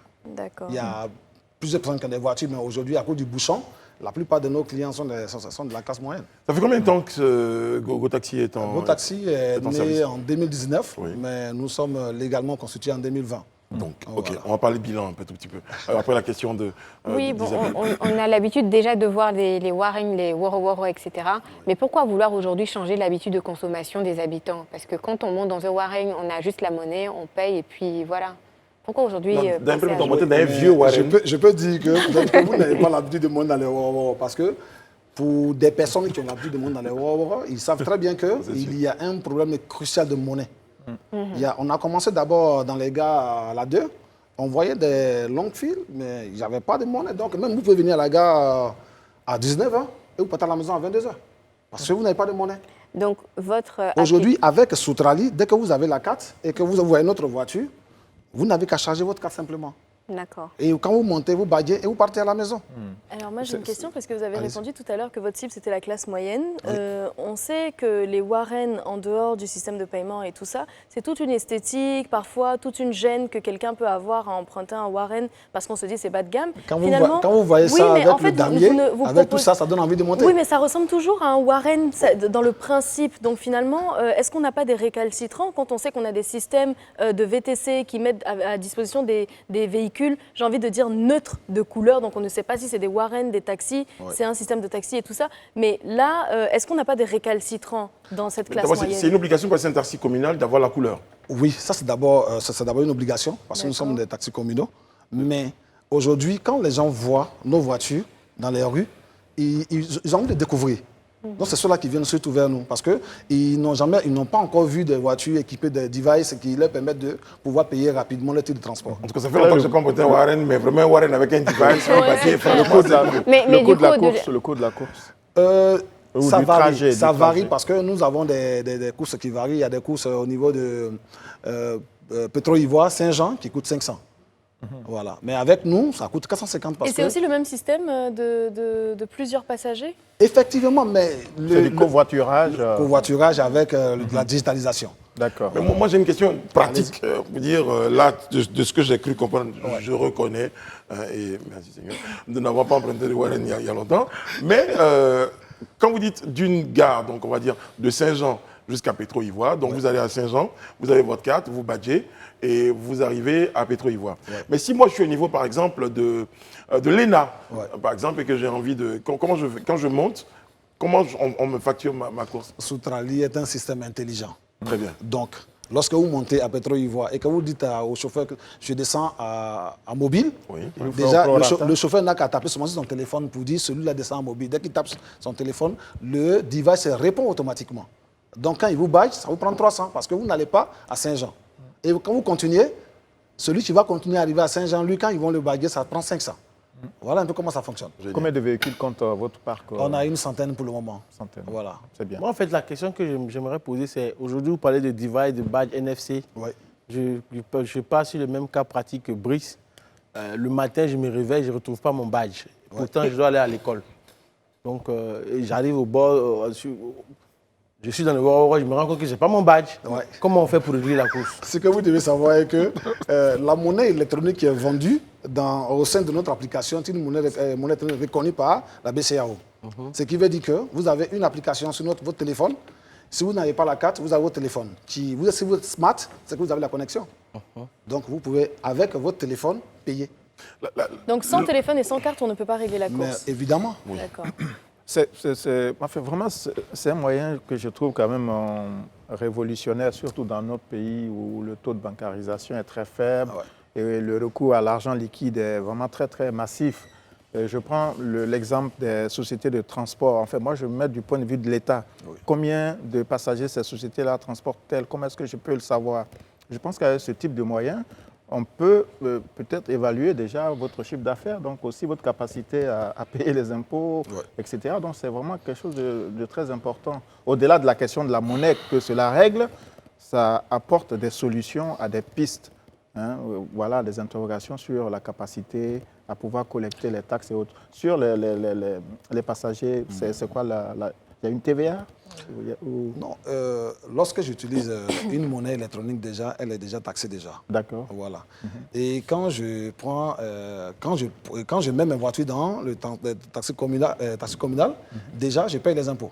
Très bien. Voilà. Donc je ne suis pas taxé sur mes revenus directement, mais je paye mes impôts correctement. Voilà. Donc il n'y a pas de souci à ce niveau-là. Moi j'ai une question. Quels sont vos rapports avec les traditionnels Warren? Est-ce que quels sont vos rapports avec eux? Aujourd'hui, nous sommes là parce que nous voulons parler à tout le monde, aux propriétaires des anciennes voitures, parce que les gens pensent qu'on est là pour nous-mêmes déjà, mais ils ont la possibilité d'utiliser notre Soutrali. Okay. Même les BACA peuvent l'utiliser. Donc un système... Nous voulons aller doucement, parce que on est d'abord là pour nous-mêmes d'abord. Donc nos voitures vont d'abord utiliser notre machine. Et quand on sera bien rodé, on va essayer de parler à ceux qui sont là. Même le Soutrali peut être utilisé dans même les VTC. C'est-à-dire c'est un moyen de paiement. Maintenant, on l'utilise pour nos voitures d'abord. Mais ça sera, pilote, en fait. Ça sera un moyen de paiement généralisé dans tout Abidjan. Donc, ça dit que vous pouvez interconnecter, entre guillemets, comme font les réseaux mobiles, vous pouvez interconnecter vos systèmes pour pouvoir, par exemple, j'utilise la carte Soutrali sur un de vos véhicules. J'arrive à Sokosé, vos véhicules ne sont pas là. Je peux prendre un Waroro, par exemple, et avec la même carte payer. Ça, je pense que vous venez à peine de tout comprendre. Voilà, c'est le développement que vous voulez faire. Ce que nous voulons faire actuellement, on voit qu'il y a un problème de monnaie à Abidjan. Et la seule personne pour régler ce problème-là, nous pensons que c'est véritablement Soutrali. Et nous. On est fatigué d'être associés. C'est même le digital, en fait. Même associé, ça fait quand même des heureux, mais on ne peut pas aller dans ce sens-là. Voilà, parce qu'il y a des gens qui, quand même, se marient avec... Donc, nous, ce que nous voulons faire, nous voulons permettre à tous les Ivoiriens d'avoir un moyen de paiement légal et utilisé dans tout Abidjan. Voilà. D'accord. Est-ce que vous avez des ambitions pour d'autres grandes villes de l'intérieur du pays, comme Bouaké, pour déjà d'autres quartiers d'Abidjan? Soutrali va fonctionner comme une franchise. D'accord. C'est-à-dire, nous, on reste à Abidjan, mais si on doit le développer, par exemple, à Yamoussoukro, on aura bien quelqu'un qui va vouloir développer, qui va investir, parce que c'est un gros investissement. Donc un franchisé qui prend la marque. Voilà, parce qu'en Côte d'Ivoire, c'est vrai qu'on a des banques, on a tout le gouvernement, mais personne ne veut vraiment mettre son argent dans ce genre de business, parce qu'ils ne comprennent pas, c'est nouveau. Et nous voulons leur dire que c'est l'avenir qui est là. C'est l'avenir qui est là et ça fonctionne vraiment. Voilà pourquoi nous avons commencé avec GoTaxi à Cocody, là où il réside quand même la crème de... Voilà. Donc, eux, ils pourront voir et ils vont voir qu'effectivement, c'est un business dans lequel il faut investir. Est-ce que ça fonctionne bien? Parce que là, j'ai lu un commentaire d'un monsieur qui disait « Est-ce que c'est différent de la structure GoTaxi VTC? Parce que depuis que j'ai l'application, je n'ai jamais pu avoir un de leurs taxis. » Est-ce que c'est la même chose? Je pense que chez nous, c'est SA Entreprise et c'est une holding. Dans cette SA Entreprise, il y a GoTaxi VTC qui était la troisième entreprise de VTC en Côte d'Ivoire, après les autres. Voilà. Et puis, il y a GoTaxi qui représente les taxis Wawa de Cocody. Et il y a Soutrali qui est notre entreprise que je gère. Très bien. Donc, ça a trois choses. Ce qui va être intéressant, c'est peut-être au niveau de où vous entrevoyez, de libéraliser ou bien de partager un tout petit peu votre connaissance avec d'autres choses. Mais après, nous, ce qui est important pour nous, c'est ce que vous proposez en termes de qualité. Le véhicule qu'on voit là dans mon dos, il y a une certaine qualité. Donc, parce que ça va être trop bizarre de monter dans un ancien Warren avec une carte et tout ça. Donc, je crois que quand vous devez donner... comment vous appelez ça? Quand vous devez donner l'autorisation à quelqu'un, il faut qu'il y ait quand même des véhicules de qualité. Oui, mais ça doit s'accompagner il y a quand même des règles qu'on impose à la personne qui veut travailler pour nous. On ne peut pas venir dire non parce que j'ai au moins 2 millions, 3 millions, je veux travailler avec vous. Vu que vous avez parlé du BACA, je me suis dit à un moment donné, on pourrait avoir des trucs sur les Non, mais les BACA, quand nous allons arriver là-bas, nous n'allons pas dans un premier temps travailler avec ceux qui sont là. Nous allons venir avec nos propres BACA d'abord, expérimenter avec eux, leur montrer qu'avec nous, voilà comment ça fonctionne. Et si vous devez travailler avec nous, vous devez fonctionner comme nous. Voilà. Très bien. Justement, alors ceux qui sont chez vous, ils payent en leasing le véhicule, oui. Se passe comment? En travaillant, ils remboursent et puis après ils deviennent propriétaires de leur véhicule Non. Non. Ouais. Vous demeurez toujours propriétaire des véhicules, ils sont juste employés.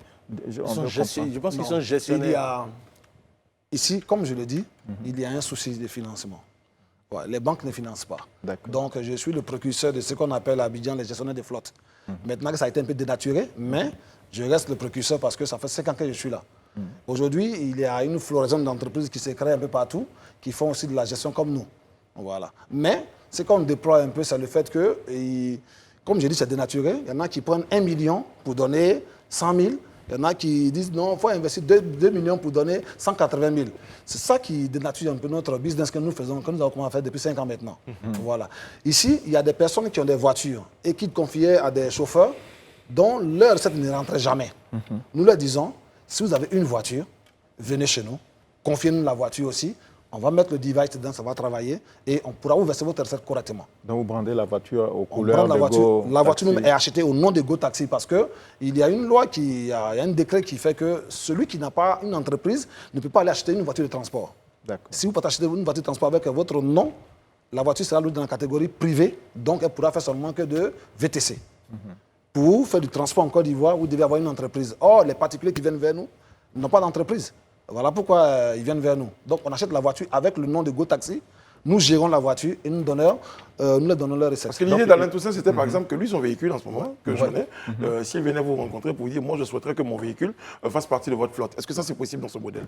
Mais c'est ce que nous faisons. Seulement que quand il va venir, il va nous dire avec quoi il a acheté la voiture. Si c'est avec son nom ou avec son entreprise, si c'est avec son entreprise, automatiquement, nous, on le brande dans Go Taxi, on met le device dedans et ça travaille. Mais s'il a son nom, on est obligé de faire encore des gymnastiques pour pouvoir ramener la voiture dans la catégorie publique pour que ça puisse faire du transport. Voilà. Plus clair. Donc, c'était ma question, justement. Ce que je veux bien comprendre, donc les véhicules de la flotte appartiennent à votre société. Les chauffeurs sont considérés comme des employés. Des employés qui travaillent, qui sont payés à la fin du mois. D'accord, ils ont la couverture sociale, tout ce qu'il faut. Oui, nous avons rencontré dernièrement un chef de la CNPS avec qui nous allons échanger parce qu'il y a des forfaits qui sont faits aux chauffeurs et nous avons contacté pour qu'on puisse quand même les couvrir. Alors vous, comment est-ce que vous voyez la présence de sociétés qu'on appelle les VTC, je ne vais pas citer de marque, mais aujourd'hui qui ont quasiment pris le marché traditionnel des taxis puisqu'il y a plus de confort et autres, vous qui arrivez sur un segment du marché quand même un peu plus qualitatif, comment est-ce que vous voyez cette complémentarité, on ne parle pas de concurrence, puisque la population a besoin de moyens pour se déplacer? J'étais d'abord propriétaire de plateforme de VTC. J'ai arrêté parce que lorsque le décret est sorti, j'ai trouvé que c'était un peu trop abusé. Et c'était difficile pour un Ivoirien comme nous de pouvoir se mettre en règle vis-à-vis de la nouvelle réglementation. Donc j'ai arrêté et j'ai préféré me concentrer sur le Wawara. C'est son nom, j'ai gâté, mais c'est une bonne voiture. Donc, je me suis concentré sur le Wawara. Aujourd'hui, moi, je pense que les Ivoiriens doivent comprendre que le monde évolue. On ne peut pas empêcher les VTC de vivre, parce que c'est le monde de demain. Voilà. Donc, ce que je demandais, c'est simplement que l'État essaie d'assouplir un peu les règles pour que les gens puissent travailler correctement, parce que les Ivoiriens ont besoin de ces voitures-là pour sortir.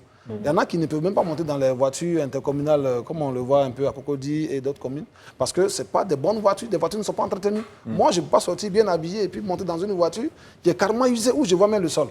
Donc, il faut que l'État comprenne. Il faut que l'État comprenne que ces personnes-là ont leur raison d'être à Abidjan. Les VTC doivent exister, mais seulement que l'État doit comprendre que les règles qu'on nous impose aujourd'hui sont assez. Et si ça continue comme ça, on me dit que non, en décembre, l'État va statuer sur le décret. Si ça passe comme à l'état actuel là, je pense que tout le monde va arrêter. Vos véhicules sont climatisés? Non, pas encore. Quand il pleut, on met la climatisation. Très bien. Voilà. Quand il ne pleut pas, vous pouvez... Bon, alors, ce qui va se passer, c'est que, avec la permission de monsieur Sayé, nous allons aller et nous allons monter dans un de ces warren. Ouais, ce serait bien. C'est vrai. Parce qu'Alain, il y a longtemps, climatisé, oui, un warren climatisé, c'est important. Non, parce que je suis d'accord, parce que l'idée du warren, franchement, la climatisation, elle est loin de ça. Le problème majeur dans nos pays d'Afrique, c'est la question du transport. Tout le monde n'a pas les moyens d'acquérir un véhicule. Et quand des initiatives privées comme celle de notre invité sont prises, je pense qu'on les salue. Et ça, c'est très bien. Hein. C'est l'une des faiblesses de nos États. Le service public du transport n'est pas suffisamment développé. Donc, vous voyez un peu les privés, hein, c'est eux qui portent un peu ce secteur-là. Et vraiment, je dis bravo. Hein. Tous mes encouragements. En tout cas, merci beaucoup, M. Sayé. Donc, je crois que c'est un message important ce soir à partager à nos téléspectateurs. Donc, GoTaxi, qui offre le renouveau dans l'univers des taxis communaux, un positionnement donc, de GoTaxi important. On a vu les innovations que vous proposez, la sécurité, la qualité du véhicule, la climatisation pour faire plaisir à l'œil. Oui. En tout cas, non, mais je vais tester. Et puis ça, il y aura des vidéos. Je vais tester. Hein, on va montrer la vidéo dans les warren, ça va changer un peu. Vous allez voir que nos chauffeurs sont bien habillés. Hein. Ah, c'est magnifique. Voilà. Très bien. Bon, je sais qu'il y a eu, je reçois un ballon de foot, parce que Franck Essier nous rejoint sur le plateau du Grand Talk. Venez, Franck. La panthère des évises. C'est ça, non? Le temps que Franck. Bonsoir, Franck, comment ça va? Installe-toi. Merci. Je termine. Il y a eu des, vous en parliez un peu tout à l'heure sur le plateau, des personnes qui avaient été grugées. On leur demandait d'investir 1 million. Ils allaient avoir un taxi. Votre point sur cette question-là? Je pense que c'est une très bonne question, hein, mais je vais répondre ça doucement, pour que vous puissiez comprendre. Aujourd'hui, les Ivoiriens veulent devenir riches en même temps. Tout le monde veut devenir riche en même temps. Et quand il y a une activité, les gens ne réfléchissent plus. Chacun, on lui dit, c'est gestion de flotte. On dit gestion de flotte, pas gestion d'argent. Donc, lorsque vous voulez confier quelque chose à un gestionnaire de flotte, c'est une voiture, pas de l'argent. Mais quand vous donnez 2 millions à un gestionnaire de flotte, c'est pourquoi? Pour payer quoi? Pour acheter quoi? Une voiture? Non. Demain, vous allez pleurer. Tous ceux qui vont donner leur argent à des gestionnaires de flotte avec 2 millions, 1 million, ils n'auront que les yeux pour pleurer. Vous voulez travailler, venez à GoTaxi. Nous, c'est 7 millions le prix de la voiture. Vous n'avez pas ça, ce n'est pas la peine de venir chez nous. Ce n'est pas le nouveau agro-business? Non, mais là, c'est transport business. D'accord. Là, c'est transport business. D'accord, très bien. Celui qui va mettre son argent, c'est transport business. Donc, venez à GoTaxi et puis on va travailler ensemble. Merci beaucoup. Bon, restez avec nous parce qu'il y a Franck Essier, vous le connaissez? Oui, je le connais. Je le connais parce que c'est un joueur de Côte d'Ivoire. C'est ça. Maintenant, il est au Barça. Je pense que ça va déjà. Franck, tu as déjà rencontré Warren récemment, il y a longtemps. Hein? Oui, à plusieurs reprises. Donc, merci d'être avec nous. On parle un tout petit peu, on parlait avant que tu arrives sur le plateau de la performance des éléphants qui ont battu donc le Rwanda 4-0. Non, le Burundi. Le Burundi, c'est bon. Burundi. Réveille-toi, Brice. Très bien. Le Burundi 4-0. Les éléphants sont en forme, vous trouvez? Ça va? Oui, ça va. Là, on prépare en ce moment la Coupe d'Afrique 2024 chez nous à la maison. Donc, on est en train de se donner les moyens pour bien affronter et puis bon, pour être prêt lors de la cérémonie chez nous. Est-ce qu'on ne va pas encore retomber dans l'expérience du supporter Mazo? Bon, après retomber, c'est un peu trop, mais bon, on va appeler les Ivoiriens à nous motiver, à nous donner la force, comme on le dit, pour pouvoir aller chercher le plus loin possible pour donner le meilleur visage du pays. Daouda, il est fan, hein, donc du coup, comprenez s'il n'arrive. J'aime bien Kessie, même si je n'aime pas trop le foot, mais j'adore Kessie. Merci, ça fait plaisir. Alors Franck, il y a une fondation que tu as mis en place qui évolue dans l'humanitaire, dans le social aussi. Elle évolue dans quel domaine cette fondation, Franck? C'est une fondation d'abord pour donner un coup de main aussi à la Côte d'Ivoire, le pays auquel je fais partie. C'est la fondation, elle évolue dans la solidarité, l'éducation et la santé. Elle existe depuis combien de temps, la fondation? La fondation, elle a été mise en place depuis, je crois, 1 an et demi maintenant. Et il y a eu déjà des actions? Oui, il y a eu plusieurs actions. On a rénové déjà 2 écoles. Ensuite, on prend en charge les familles. Il y a déjà plus de 5 familles qu'on prend en charge déjà depuis près d'1 an et demi. Après, je travaille à une équipe, je pense ils feront le tour des plateaux. Exactement. La prochaine fois, ils vous le diront. Toi, tu sais jouer au foot. C'est clair. Tu vas là. Bon, justement, parlons foot. Pardon, je ne suis pas un spécialiste, hein, mais j'aime bien les matchs de foot. Alors, comment se fait l'adaptation d'un club comme le Milan AC au Barça? Comment est-ce que vous avez vécu cette transition? Bon, après, l'adaptation, ça dépend. Il y a des gens qui arrivent à s'adapter le plus rapidement possible. Si tu changes de club, mais tu restes dans le même pays, c'est encore plus facile. Mais quand tu changes de pays, c'est compliqué parce qu'il y a une barrière de la langue. C'est ce que j'allais dire. Alors justement, on passe de l'italien à l'espagnol. Comment France Kessie fait? Bon, après, sur le terrain de foot, ça reste pareil. C'est 11 joueurs contre 11. Mais après, en dehors du foot, il y a la famille que tu dois encadrer. Tu dois trouver des écoles pour les enfants. Après, il faut un laps de temps pour pouvoir essayer de tout cadrer, pour être plus à l'aise et mentalement bien pour donner le meilleur de toi sur le terrain. Moi, j'aimerais revenir sur sa fondation, justement. D'où est venue cette volonté de pouvoir devenir en aide aux autres? Bon, on n'a tous pas eu une enfance facile. Donc, aujourd'hui, Dieu a permis qu'on ait quand même un peu de moyens. Donc, je me suis présenté, j'ai appelé un grand frère à moi, je lui ai dit, bon, j'ai bien envie aussi de donner un coup de main aussi aux jeunes qui sont dans le besoin. Donc, c'est de là, c'est parti. Mais est-ce que tu t'es fait aider par d'autres organisations ou bien même par l'État? Est-ce que tu as un soutien de partenaires? Non, pour l'instant, pas encore. Pour l'instant, pas encore. On cherche toujours des soutiens et des partenaires. On travaille. Comme je l'ai souligné tout à l'heure, j'ai une équipe qui bosse à fond dessus pour qu'on trouve des partenaires et de gros sponsors parce que c'est pas facile. On les fait avec nos propres moyens. Mais on tient, je pense qu'à la longue, on aura des sponsors et des partenaires. Bon, peut-être Isabelle. Et du coup, dans les ambitions de l'ONG, vous allez opérer en Côte d'Ivoire, mais aussi ailleurs dans le monde où ça sera focalisé qu'en Côte d'Ivoire? Non, d'abord, dans un premier temps, on va, comme on dit, on va commencer chez nous d'abord. Et ensuite, c'est une bonne idée, on a bien envie de s'expatrier avec cette fondation. Donc, au fil du temps. Quand justement, il y aura ses sponsors et ses partenaires, en fait. Alain? Alors, rapidement, Franck, il y a quelques semaines, l'actualité, c'était l'affaire Pogba. Vous qui êtes joueur d'origine africaine, est-ce que vous avez donné une once de vérité à tout ce qui se racontait de part et d'autre? L'affaire de maraboutage, de chantage, la famille Pogba. Oui, Paul. Comment est-ce que vous avez regardé tout ça? Oui, de loin, bon, j'avais le cœur aussi triste en pensant à Paul, dans la situation dans laquelle il était. Après, c'est des problèmes de famille, je le dirais, donc je pense qu'ils sont mieux situés pour pouvoir donner plus d'indications. Et vous parlez de pensée, donc on est obligé d'aller vite. Vous parlez de pensée aussi à Sadio Mané en ce moment, qui a été déclaré forfait. C'est un coup dur pour un joueur, pour sa préparation, qui s'est préparé, malheureusement, qui ne peut pas accompagner pour un grand rendez-vous comme la Coupe du Monde. C'est un coup dur, je ne dirais même pas pour le Sénégal, pour l'Afrique, parce qu'on a 5 nations qui vont nous représenter, donc avoir le meilleur joueur africain et ne pas participer, c'est compliqué. On lui souhaite bon rétablissement et puis bon, force à lui. Rapidement, en fait, c'est juste une doléance, comme Kessie est dans l'humanitaire. La dernière fois, on parlait de l'école des Pentefla.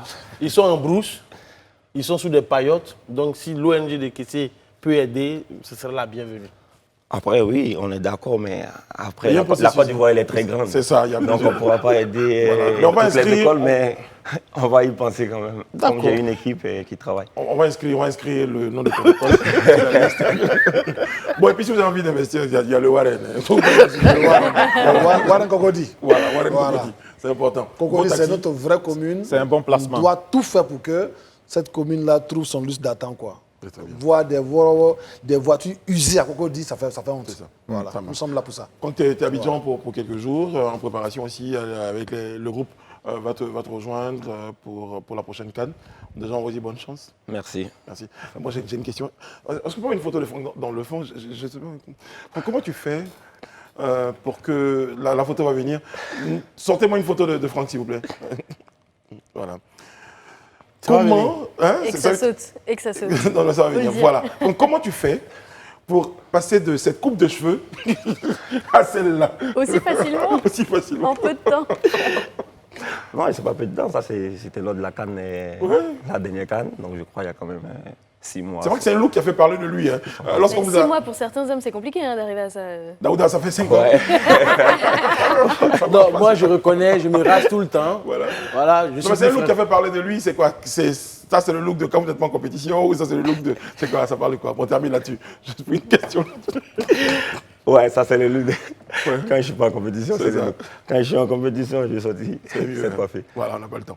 Donc, merci beaucoup d'avoir accepté d'être sur notre plateau. On aura certainement d'autres occasions de t'avoir et certainement pendant la CAN, on aura des interviews sur le terrain. On te souhaite beaucoup de buts. Merci. Parce qu'en ce moment, la Côte d'Ivoire en a besoin. Quelqu'un dit on a vraiment besoin de ça. Bonne chance à vous, bonne chance à tous les éléphants. Pénalty. On rate pas pénalty. C'est pas des pénaltys ici. D'accord, continue. Merci beaucoup, M. Saïd. Bonne chance au taxi. C'est moi qui vous remercie.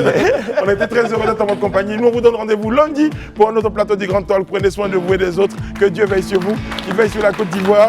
Merci. Yes. C'est vendredi.